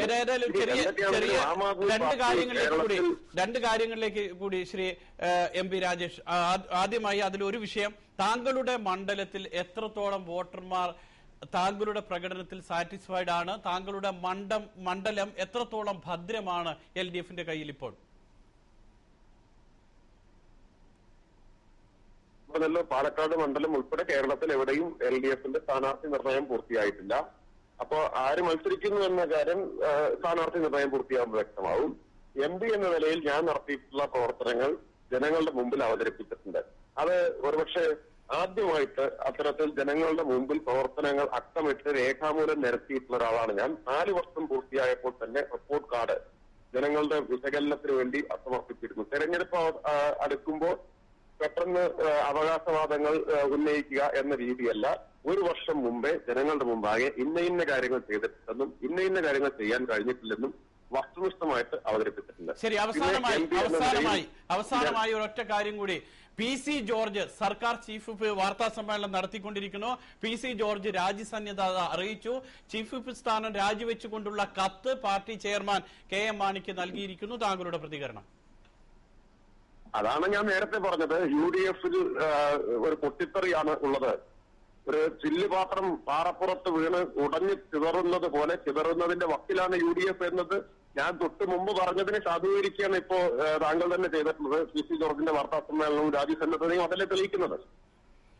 ഏതായാലും വളരെ സന്തോഷം ശ്രീ MP രാജേഷ് ചർച്ചയിൽ പങ്കെടുത്ത് അഭിപ്രായം പറഞ്ഞത്. പാലക്കാടിലെ സിറ്റിംഗ് MP രാജേഷ് ആണ് നമ്മളോടൊപ്പം സംസാരിച്ചത്.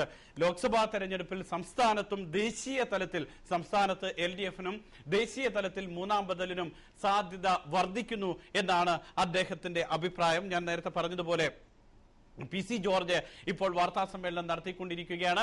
കസ്തൂരി രംഗൻ റിപ്പോർട്ടിന്റെ പേരിൽ ഓഫീസ് മെമ്മോറാണ്ടം പോരാ, ഓഫീസ് മെമ്മോറാണ്ടം തൃപ്തിയില്ല, അതുകൊണ്ട് തന്നെ ചീഫ് വിപ്പ് സ്ഥാനം താൻ രാജിവെക്കുകയാണ്. രാജിക്കത്ത് തന്റെ പാർട്ടി അധ്യക്ഷനായ KM മാണിക്ക് നൽകിയിരിക്കുന്നു. KM മാണിയാണ് ഇക്കാര്യത്തിൽ തീരുമാനമെടുക്കേണ്ടത്. നാളെ പാർട്ടി യോഗമുണ്ട്. ആ യോഗത്തിൽ അന്തിമ തീരുമാനം ഉണ്ടാകുമെന്നാണ് പ്രതീക്ഷ എന്നാണ് PC ജോർജ് തന്റെ വാർത്താ സമ്മേളനത്തിൽ പറയുന്നത്. കേരള കോൺഗ്രസ് ഉന്നതാധികാര സമിതി യോഗം ചേർന്ന് ഇക്കാര്യത്തിൽ തീരുമാനമെടുക്കണം. രാജി ഒറ്റയ്ക്കായാൽ പാർട്ടി MLA-മാരെ അവഹേളിച്ചതായി തോന്നും. അതുകൊണ്ടാണ് ഞാൻ MLA സ്ഥാനം രാജിവെക്കാത്തത്, മറിച്ച് എന്റെ ചീഫ് സ്ഥാനം രാജിവെക്കുന്നത്. കാരണം ഞാൻ ഒറ്റയ്ക്കല്ല, മറ്റ് അംഗങ്ങളുമുണ്ട്. അതുകൊണ്ട് തന്നെ ഞാൻ രാജിവെച്ചാൽ മറ്റ് MLA-മാർക്കെതിരെ വളരെ ശക്തമായ വിമർശനം ഉണ്ടാകാം.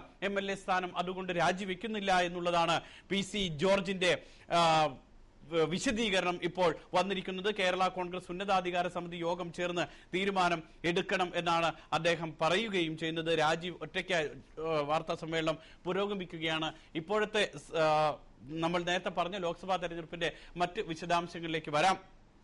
ഒറ്റ ഘട്ടമായാണ് കേരളത്തിൽ വോട്ടെടുപ്പ് നടക്കുക എന്ന് നമ്മൾ പറഞ്ഞു. ഒറ്റഘട്ടമായി നടക്കുന്ന വോട്ടെടുപ്പിന്റെ മാതൃകാ പെരുമാറ്റച്ചട്ടം ഇപ്പോൾ നിലവിൽ വന്നിരിക്കുന്നു. കേരളത്തിൽ തെരഞ്ഞെടുപ്പ് വിജ്ഞാപനം വരുന്നത് മാർച്ച് 15-നായിരിക്കും. ഏപ്രിൽ 10-നാണ് വോട്ടെടുപ്പ്, വ്യാഴാഴ്ച.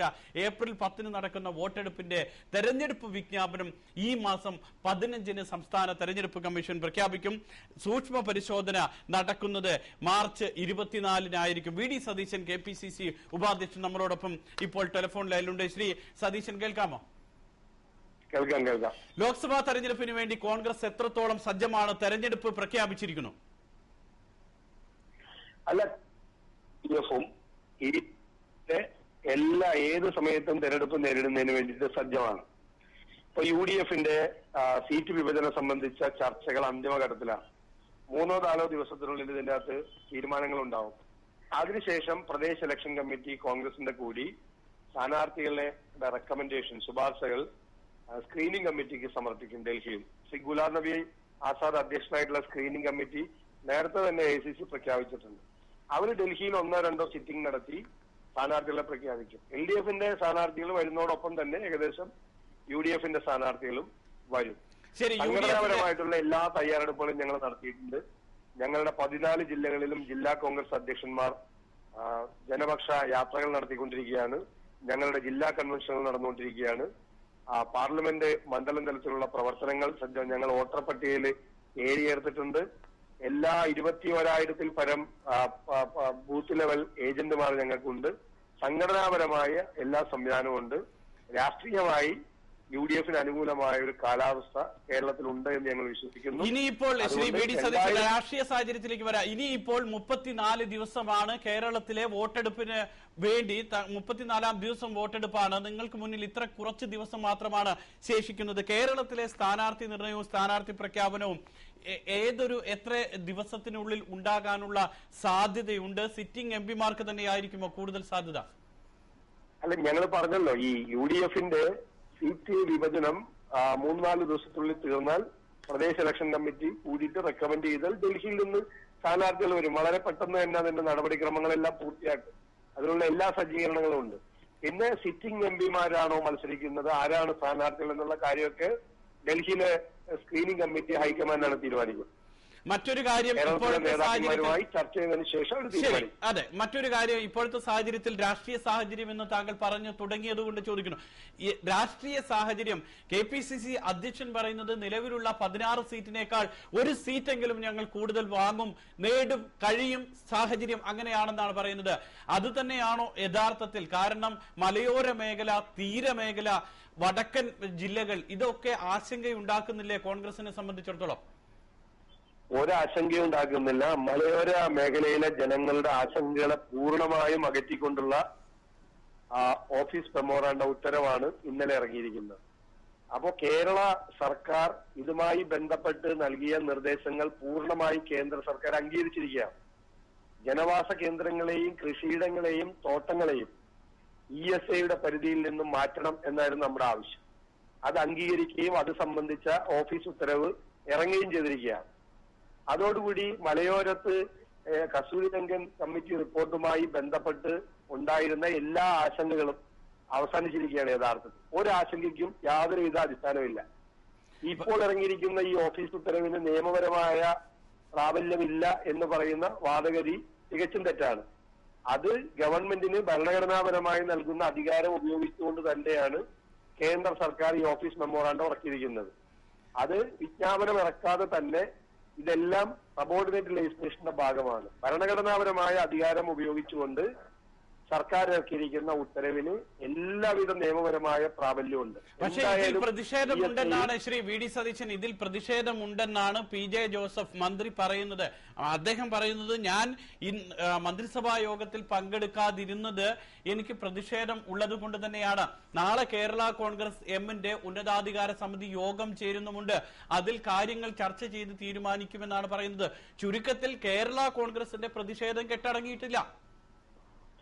അല്ല, അത് അവരുടെ പ്രതിഷേധത്തിന്റെ കാരണങ്ങൾ അവരെ പറഞ്ഞ് ബോധ്യപ്പെടുത്തുകയും ഈ ഓഫീസ് മെമ്മോറാണ്ടത്തെ തുടർന്നുകൊണ്ടുള്ള ഒരു തുടർ വിജ്ഞാപനം ഉണ്ടാകുമെന്ന് മുഖ്യമന്ത്രി വളരെ വ്യക്തമാക്കിയിട്ടുണ്ടല്ലോ. കേന്ദ്ര സർക്കാരും വ്യക്തമാക്കിയിട്ടുണ്ട്. ആ കാര്യങ്ങൾ കേരള കോൺഗ്രസ് നേതാക്കന്മാരുമായി ചർച്ച ചെയ്ത് അവരെ കൂടി കാര്യങ്ങൾ ബോധ്യപ്പെടുത്തിക്കൊണ്ട് ഞങ്ങൾ മുന്നോട്ട് പോകും. അവസാനമായ ഒരു കാര്യം കൂടെ, ദേശീയ തലത്തിൽ രാഹുൽ ഗാന്ധി എന്ന് പറയുന്ന രാഹുൽ ഗാന്ധിയെ പ്രധാനമന്ത്രി സ്ഥാനാർത്ഥിയായി ഉയർത്തി കാട്ടുന്നില്ലെങ്കിൽ പോലും നമ്മുടെ കൺസെപ്റ്റിൽ അങ്ങനെയാണ് ഉള്ളത്. അപ്പോൾ ദേശീയ തലത്തിൽ കോൺഗ്രസിന് അനുകൂലമായ ഘടകമുണ്ടോ? കാരണം അഴിമതി കേസുകൾ നിരവധി ഉണ്ട്. അതോടൊപ്പം തന്നെ അവശ്യ സാധനങ്ങളുടെ വില വർധന അടക്കമുള്ള കാര്യങ്ങൾ, ആം ആദ്മി പാർട്ടിയിൽ നിന്നുണ്ടാകുന്ന രാഷ്ട്രീയ സമ്മർദ്ദം, നരേന്ദ്രമോദി എന്ന് പറയുന്ന വലിയൊരു പ്രചാരണം, ഇതൊക്കെ കൊണ്ട് മുൻപുണ്ടായിരുന്നതിനേക്കാൾ വലിയ ഒരു രാഷ്ട്രീയ സമ്മർദ്ദ ഘട്ടത്തിലല്ലേ കോൺഗ്രസ് തെരഞ്ഞെടുപ്പിനെ നേരിടുന്നത്? അല്ല, തെരഞ്ഞെടുപ്പ് എന്ന് പറയുന്നത് എളുപ്പമായ ഒരു കാര്യമല്ലല്ലോ. തെരഞ്ഞെടുപ്പിൽ ധാരാളം വെല്ലുവിളികളുണ്ട്. ആ വെല്ലുവിളികളെ ഞങ്ങൾ അതിജീവിക്കും. ഒറ്റ പ്രശ്നമാണുള്ളത്, മതേതരത്വത്തെ കാത്തു സൂക്ഷിച്ചുകൊണ്ട് രാജ്യത്തെ ഒന്നിപ്പിച്ചു നിർത്താൻ വേണ്ടിയിട്ടാണ് കോൺഗ്രസ് ശ്രമിക്കുന്നത്. ആ സന്ദേശമാണ് ഞങ്ങൾ കൊടുക്കുന്നത്. BJPയും നരേന്ദ്രമോദിയും രാജ്യത്തെ ജാതീയമായും മതപരമായും ഭിന്നിപ്പിക്കാൻ വേണ്ടി ശ്രമിക്കുന്നു. അപ്പൊ കഴിഞ്ഞ 65 വർഷമായി നിലനിൽക്കുന്ന ഈ രാജ്യത്തെ ജാതിയുടെ പേരിലും മതത്തിന്റെ പേരിലും ഭിന്നിപ്പിച്ചുകൊണ്ട് രാഷ്ട്രീയ അധികാരം കൈക്കലാക്കുന്നതിന് വേണ്ടി BJP നടത്തുന്ന ശ്രമങ്ങളെ ശക്തമായ പ്രചരണങ്ങളിലൂടെ ജനങ്ങളെ ബോധ്യപ്പെടുത്തും. അതേപോലെ തന്നെ നരേന്ദ്രമോദി നേതൃത്വം നൽകുന്ന BJP ബദലായിട്ടുള്ളത് കോൺഗ്രസ് മാത്രമാണ്. CPM എല്ലാം ഉൾപ്പെട്ട മൂന്നാം മുന്നണി എന്ന് പറയുന്നത് പ്രഹസനവും തമാശയുമായി മാറിയിരിക്കുകയാണ്. അവർക്ക് യാതൊരു പ്രസക്തിയില്ല. ഇത് BJPയും കോൺഗ്രസും തമ്മിലുള്ള ഏറ്റുമുട്ടലാണ്. ഈ പോരാട്ടത്തിൽ ജനാധിപത്യ ഭാരതം, മതേതര വിശ്വാസികൾ ഒറ്റക്കെട്ടായി കോൺഗ്രസിന്റെ പിന്നിൽ അണിനിരക്കും എന്നാണ് ഞങ്ങളുടെ പ്രതീക്ഷ. എല്ലാ പ്രതിസന്ധികളെയും വെല്ലുവിളികളെയും അതിജീവിച്ചുകൊണ്ട് കഴിഞ്ഞ 2009 ഇതുപോലെ തെരഞ്ഞെടുപ്പ് അനൗൺസ് ചെയ്തിരുന്ന സമയത്ത് കോൺഗ്രസിന് 150 സീറ്റ് കിട്ടില്ല എന്ന് പ്രവചിച്ച ആളുകൾ ധാരാളമുണ്ട്. കോൺഗ്രസ് അധികാരത്തിൽ വരുന്ന BJPക്കാണ് അധികാരം. 222 ലോക്സഭാ അംഗങ്ങളുമായിട്ടാണ് ഞങ്ങള് 2009 തെരഞ്ഞെടുപ്പിൽ ഉജ്ജ്വലമായ വിജയം നേടി ഞങ്ങൾ വന്നത്. ഞങ്ങൾ അതുപോലെ തന്നെ എല്ലാ പ്രവചനങ്ങളെയും സമവാക്യങ്ങളെയും മറികടന്നുകൊണ്ട് തിരിച്ചെഴുതിക്കൊണ്ട് നല്ല വിജയം കോൺഗ്രസും ദേശീയ തലത്തിലുണ്ടാവും. വളരെ സന്തോഷം ശ്രീ വി ഡി സതീശൻ ചർച്ചയിൽ പങ്കെടുത്ത് കോൺഗ്രസിന്റെ നിലപാട് വിശദീകരിച്ചതിൽ വളരെ സന്തോഷം. KPCC ഉപാധ്യക്ഷൻ വി ഡി സതീശനാണ് കാര്യങ്ങൾ വിശദീകരിച്ചത്. കോൺഗ്രസിനെ ലോക്സഭാ തെരഞ്ഞെടുപ്പിനെ നേരിടാൻ കോൺഗ്രസ് പൂർണ്ണ സജ്ജമാണ് എന്ന് അദ്ദേഹം പറയുന്നു. അതോടൊപ്പം തന്നെ ദേശീയ തലത്തിൽ കോൺഗ്രസ് നേട്ടമുണ്ടാക്കും എന്ന് പറയുന്നു. ഓർക്കേണ്ടത്, ഈ ലോക്സഭാ തെരഞ്ഞെടുപ്പ് 16ാമത് ലോക്സഭാ തെരഞ്ഞെടുപ്പാണ്. 81,04,00,000 പേരാണ് ഇത്തവണ വോട്ട് രേഖപ്പെടുത്തുക. ഇത്രയധികം വോട്ടർമാരാണ് നിലവിലുള്ളത്. നേരത്തെ ഉണ്ടായിരുന്നതിനേക്കാൾ 10 കോടി വോട്ടർമാർ ഇത്തവണ തെരഞ്ഞെടുപ്പിൽ കൂടുതലുണ്ട്. 9,93,000 പോളിംഗ് ബൂത്തുകളാണ് രാജ്യവ്യാപകമായി വോട്ടെടുപ്പിന് വേണ്ടി തയ്യാറാക്കുക. കേരളത്തിൽ വോട്ടെടുപ്പ് നടക്കുക ഏപ്രിൽ 10-നായിരിക്കും. മെയ് 16-നാണ് വോട്ടെണ്ണൽ നടക്കുക. മെയ് 31-ഓടുകൂടി രാജ്യത്ത് പുതിയ സർക്കാർ അധികാരത്തിൽ വന്ന് തെരഞ്ഞെടുപ്പ് നടപടിക്രമങ്ങൾ പൂർത്തിയാക്കുന്ന വിധത്തിലായിരിക്കും തെരഞ്ഞെടുപ്പ് നടപടിക്രമങ്ങൾ നടക്കുക എന്നും തെരഞ്ഞെടുപ്പ് കമ്മീഷൻ അറിയിച്ചിരിക്കുന്നു. ഈ വിഷയമാണ് ഇപ്പോൾ നമ്മൾ പ്രത്യേക തെരഞ്ഞെടുപ്പ് പരിപാടിയിൽ ചർച്ച ചെയ്തത്. സമയപരിമിതിയുണ്ട്. ചർച്ചയിൽ പങ്കെടുത്ത Shri V D Satheesan, MP Rajesh അടക്കമുള്ള എല്ലാ നേതാക്കൾക്കും അതോടൊപ്പം തന്നെ UAE-യിൽ നിന്നും വിളിച്ച നേതാക്കൾക്കും പ്രേക്ഷകർക്കും എല്ലാം വളരെ സന്തോഷത്തോടെ നന്ദി അറിയിക്കുന്നു. ഇനി തെരഞ്ഞെടുപ്പുമായി ബന്ധപ്പെട്ട ചർച്ച വൈകുന്നേരം കാണാം. എല്ലാവർക്കും നന്ദി, നമസ്കാരം.